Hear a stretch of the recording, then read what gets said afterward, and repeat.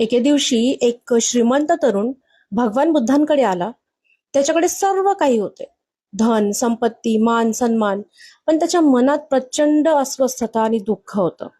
तो बुद्धांना म्हणाला, भगवान, मी सुखी होण्यासाठी खूप प्रयत्न केले, अनेक गोष्टी मिळवल्या, पण तरीही माझं मन शांत नाही. सुखी जीवनाचा पाया काय आहे? बुद्ध त्या तरुणाकडे बघून मृदू हसले. त्यांनी त्याला काहीही उत्तर दिलं नाही.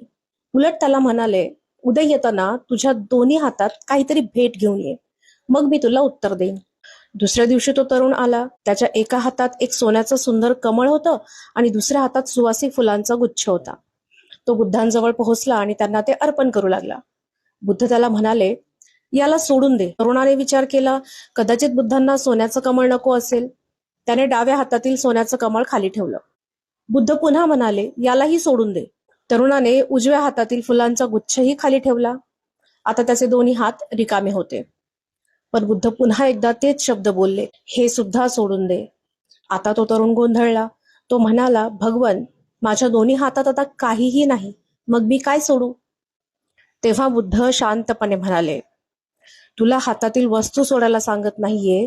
तुझ्या मनात जे अहंकार, द्वेष आणि भविष्याची चिंता धरून तू बसला आहेस, त्याला सोडून दे.